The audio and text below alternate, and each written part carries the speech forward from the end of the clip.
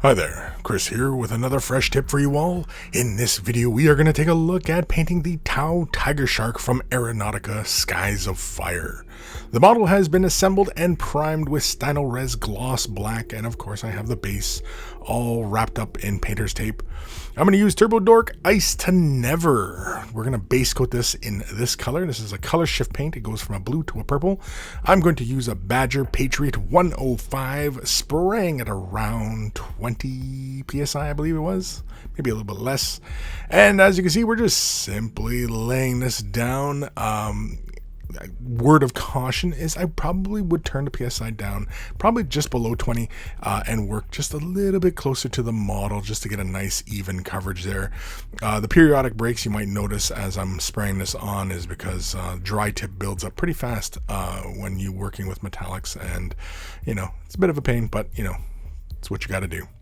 As you can see, the base or the model is all base coated now, and basically what we're going to do, you can see it's got a nice shimmer to it. It's got a lovely, lovely metallic shine, but I like to bring that out just a little bit more. And for further techniques, I like to give it a gloss sealant. I use Pledge Floor Shine for that.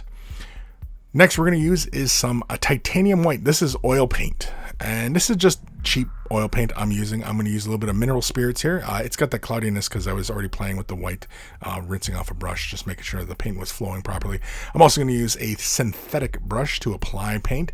Basically what I'm doing is I'm going to take just a little bit of mineral spirits into my brush, and basically I am going to thin out the color just a little bit. Not really like to a watery consistency, although you could, but I find that when it's a little bit thicker, it works better in this regard. And so what I'm doing here is I'm stippling the paint and concentrating as much as I can the paint into any of the little recesses, and then with a paper towel, basically I am wiping away the excess, and that is really all I'm doing there. And really quickly, it is pretty straightforward. And of course, what ends up happening though is if you use a little bit too much force, you can end up pulling at the paint a little bit, especially because there is a little bit of mineral spirits in the paint itself.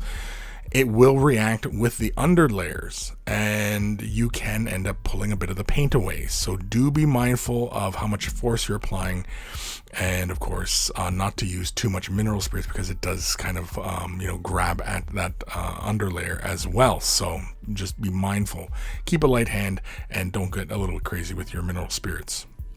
Of course, turpentine you could also use as well, but I find mineral spirits or odorless thinner, either one will work just as well.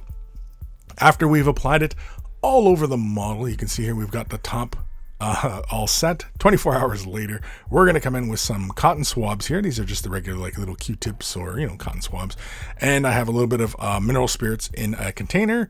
And really quickly here, I just quickly dunk the mineral Q-tip into the mineral spirits, and then very gently I just wipe off the excess off that surface. You may have noticed that when we were initially wiping the paint away, there was still a little bit of cloudiness to the surface, and that was fine because give it 24 hours to set and fully cure, because oil paint takes a very long time to fully set up and cure, which is a very common quality. It doesn't mean it's bad or anything like that. It's just nature of the oil paint. But when we are using the mineral spirits here, you definitely do want to keep a slight, very light hand, and then pull the excess away. Then, of course, after that, I give it another gloss sealant. Now, you may notice that there's a couple points on the model where you see a little bit of the gray showing through. I'm not too worried about that because basically, there was where I was a little bit aggressive, but I knew I was coming in with this scale color, old copper here, and I'm going to basically lay this down onto other areas. You may notice like on that left hand intake on the top, there's a little corner there it's missing, and that was where I was a little aggressively, and I pulled out that paint there a little bit, but it's fine. I'm not too worried about it because, again, like I said, once I laid the sealant down and then started laying the paint on top, it sits on top of it just fine. In fact, this gloss sealant is almost like a primer in that regards, that it grabs onto the surface and holds on and provides a surface for the paint to grab hold of, and it's no biggie.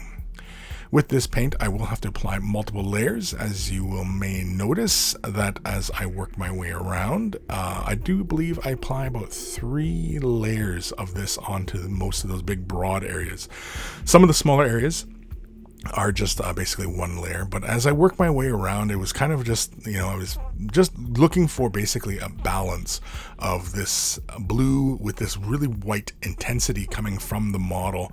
And I was, trying to bear in mind that I also made a mistake there. So really quickly here, I was trying to, keep a balance here. Really quickly, I'm going to use some iso alcohol, cotton swab, and then very quickly here, I'm just going to quickly and very lightly move at that point there and just kind of scrub where that excess paint was. And there was another point as well that I found that I was just a little bit careless as I was moving the paint around. Now we can do this because there's a layer of the sealant on top of the model. The gloss varnish is already sitting there, so we can do that kind of thing. And that's actually the advantage when you are working in multiple layers like this, and you would do a quick little sealant between layers. It gives you that that flexibility that if you do make mistakes, you can always come back and fix them. And so, like when we are before we had done the oil layer, I wasn't too worried about this or that, because I knew that there was that protective layer of gloss varnish sitting on top that and of course with the oil layer and doing that gloss varnish, that really helps with that process. If you had just applied the oil paint on top of that fixed paint layer without that barrier between the two, we could have actually probably pulled more of the paint off of that surface when we were doing that technique. So to do this oil technique, you do need to seal between layers. So bear that in mind if you want to duplicate this kind of effect on your models. And of course, this doesn't have to be on Aeronautica Imperialis. It can be on any models, really. Contrast Black Templar is next, and this is where we're going to have a little bit of fun, and basically we're going to apply this into the intakes here, as well as some other little details here and there. And again, I was pretty much just making this up as I went where I wanted to apply this color. I didn't really think of any kind of consistency as far as where color should be, and in hindsight I probably could have laid a little bit more black down on the model in some areas, but I decided it was not 100% necessary. So just the intakes get this layer of Black Templar, as well as the engine nozzles or exhausts and other little details here and there, just get a little bit of black on them, as I was really enjoying the color shifting paint. Here I'm applying a second layer down on those intakes because I really want a nice solid black, and I do this for the engines as well as some of the armor panels and some of the other details around the model. I apply a second layer of the paint. Again, I wanted to break up this surface, and you can see, like when you're looking at the top of it, how it's really quite bright, and the copper and the black just don't really feel in balance yet. And on the underside here, I started laying more black down, and I was like, this feels a little bit more balanced as far as the model's concerned. So I come in with some non-oil gloss, basically taking our detail brush, and I'm applying this very carefully into little areas where I want to create some separation. So the engine grills and the little air intakes and things like that all around the model, I'm basically using this, and very carefully I'm applying it to those areas.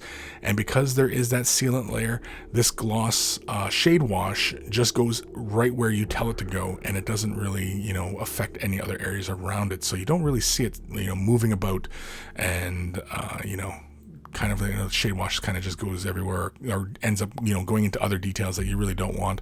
As long as you're precise, it goes right where you want it. Agrax Earthshade Gloss is next, and this is just to provide some shading on the copper bits. We could also use the Reichland Flesh Shade, but I find with the Reichland Flesh Shade it has a little bit of red hue to it, and whereas I want more of a darker, deeper brown hue to it. So here for those little copper bits on the front here. Once I lay this down on those copper bits, I start to enjoy the model a little bit more, and I can feel like we're pushing back some of that brightness here on the intakes. I apply it just a little bit, really just to create some separation and just to bring back a bit of the glossiness on top of the metallics.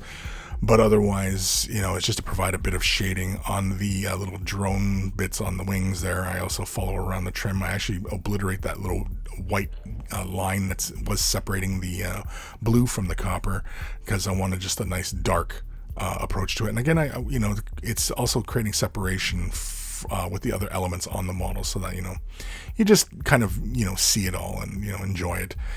I also apply it on the weapons here, as far as the missiles and the little burst cannons in the wings, get a nice little dose of the egg rack surface. And because this is a gloss, this sits on top of the surface nice and smooth, and I don't really push the tone too far with it. I don't let it pool up anywhere. I just basically apply it over the broad surface just to give me a bit of shadows here and there.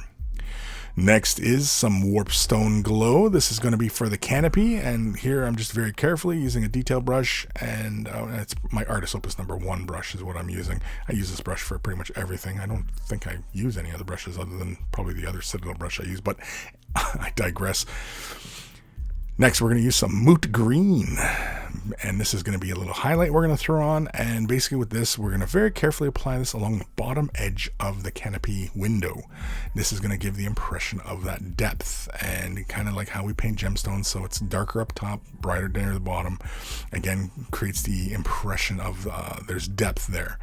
But in hindsight, I was like, it's not deep enough, and like to the eye, you can see the green and everything like that, but on camera, you can see it fine, but to the eye, it's really, that metallic is really bright.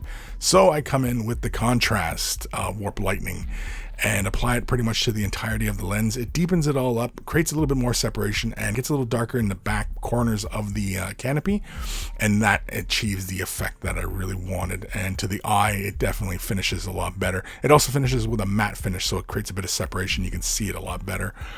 But there it is. That's the Tiger Shark. We're going to move on to some weathering and things of that nature, as well as the decals, transfers, what have you. And of course, we will probably maybe edge out those copper bits as well. Who knows?